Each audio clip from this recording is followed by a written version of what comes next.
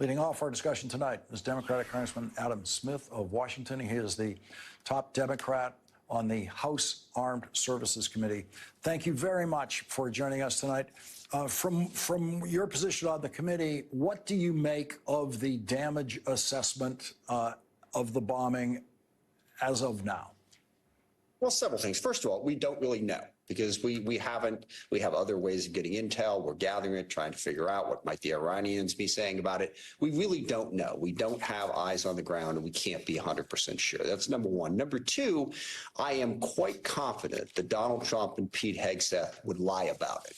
All right. So we can't trust the thing they say. We had the instance where they did the intel assessment of whether or not Venezuela was launching an invasion against us with gang members. And the intel assessment came back that no, they weren't. So Trump fired the intel assessment people because they hadn't given him the answer he wanted. So we know that Pete Hegseth and Donald Trump will claim for as long as is humanly possible that they destroyed this, whether or not they did. And the third thing I think we know is that Iran still has a nuclear program. Was it set back months? Was it set back 8 months or a year? I mean, that's going to depend on how many centrifuges they have left and how much highly enriched uranium they have left. But they absolutely still have some centrifuges. They still have some highly enriched uranium, and they certainly still have the capability, which means they still have a nuclear program, and we still have a problem. We still need to negotiate with Iran to get them to stop that nuclear program. And we only have to do that, of course, because Donald Trump tore up the agreement that we had that had stopped Iran from developing a nuclear program. But that press conference today, and you did a great job of explaining it, but it was an embarrassment on so many levels to have a Secretary of Defense be that partisan, that political over an important military mission. It was an embarrassment to watch. So you had a president of the United States publicly entertaining the possibility that he would order a bombing run on Iran's nuclear facilities, publicly entertaining that for days, and then at a certain point saying he might do it sometime in the next 2 weeks or after the next 2 weeks. But in any event, repeatedly saying publicly, loud enough for Iran and the rest of the world to hear that he was thinking about doing that. Then we get reports of trucks at the facility, trucks capable of removing some of the valuable material they would need to preserve their program. What are the chances that the Iranians would have done absolutely nothing in preparation for the possibility of Donald Trump sending a bombing run? Pretty close to zero. I was going to say something like the Iranians aren't stupid, but they don't have to be that smart to have figured out to try and do something. And look, there's an overarching problem here. I mean, the way Hegseth approached this press conference with, the most secretive, complex military operation in history, which you did a good job of pointing out the absurdity of, but the whole authoritarian tone, the whole it's true because the king said it was true approach. It goes to the broader problem of Donald Trump acting more like a dictator and less like a democratically elected president of a constitutional republic. And it leads to blind spots and ignorance. I mean, if you assume you're right, if you assume the world is going to bow before you, then why would you think about something like you just said? Like, hey, maybe if you give the Iranians a heads up, they'll have time to try to figure out how to avoid it. It's the entire approach of the Trump administration, and Pete Hegseth fills his role incredibly well in that, certainly for Donald Trump's purposes, but not for the purposes of the American people and our national security needs.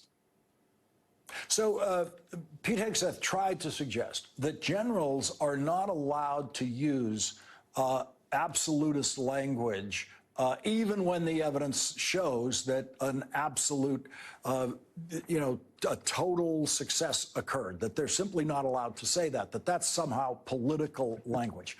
And the general was very careful not to say anything about the idea that everything had been wiped out in the Iranian nuclear program. Is the general in any way prevented from using a word like obliterated if something actually was obliterated? No, I mean, he's only prevented in the sense that what he has to say has to be accurate. I mean, obviously, with bin Laden, dude was dead He was on a ship. We dumped him in the ocean. We knew he was dead. We knew that with 100% certainty because we saw the body. We had pictures of the body. So the generals could come out and say, mission accomplished. Bin Laden is dead. And if we knew for an absolute fact that all 19,000 centrifuges that Iran had before Israel attacked them and before our bombing run were gone and destroyed, if he knew for an absolute fact that all 60% plus enriched uranium that the Iranians had was destroyed, he could have said that. He doesn't know. And Pete Hegseth doesn't know, and Donald Trump doesn't know.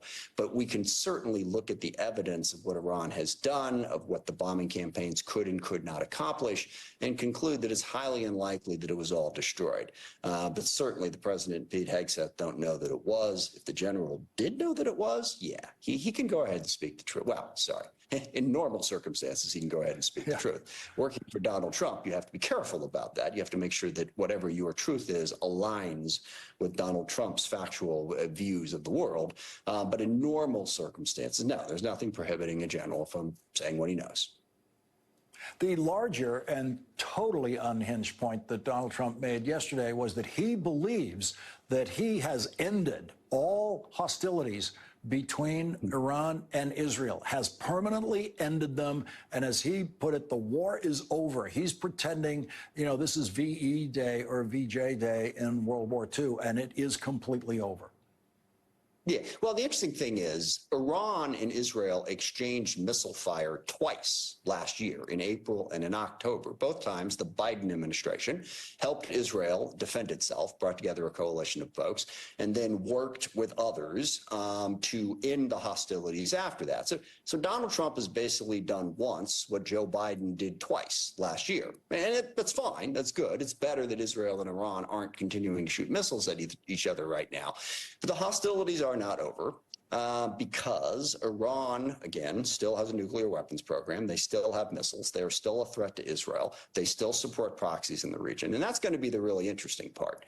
Now, Benjamin Netanyahu has reason to claim that, you know, the Iranian nuclear program was more degraded than perhaps it was as an initial matter. But this is real life for Israel. They face that threat. And sometime very soon, Israel is going to realistically assess that threat and try to figure out what to do about it. And they're not going to be content to just sit back. So there still has to be an agreement here. There still has to be an agreement. The war isn't over. I've been joking with everyone today. You know, people ask me how I'm doing. I say, it's great. The war in the Middle East is over. Donald Trump said it. It's done. By the way, let's remember that the war in Gaza is still going. Israel is still bombing in Syria. They are still occasionally bombing in Lebanon. The Houthis are still occasionally shooting missiles at Israel. And by the way, I'm not blaming that on Donald Trump. But let's remember, Donald Trump is the one who ran for office saying he was the magic man. He was going to come in and he was going to make peace happen. You know, the Ukraine war, over in a day. It's going to be easy. By the way, did you see the clip the other day when Trump was trying to explain why the Ukraine war wasn't over? He said, well, you know, it turned out that it was more difficult. And what a normal person would have said was, than I thought. Nah, he can't say that. It was more difficult than some people thought. Not him. Not the guy who said he could end it in a day. So I'm not blaming him for that. But the lies and the dishonesty, it's time for the American people to realize that Trump talks a big game, he delivers very little, and we need to hold him accountable for it. Congressman Adam Smith, thank you very much for starting off our discussions tonight. Thanks, Lawrence. Appreciate the chance. Thank you. And coming up today, Donald Trump lied about his budget bill, which he believes is the only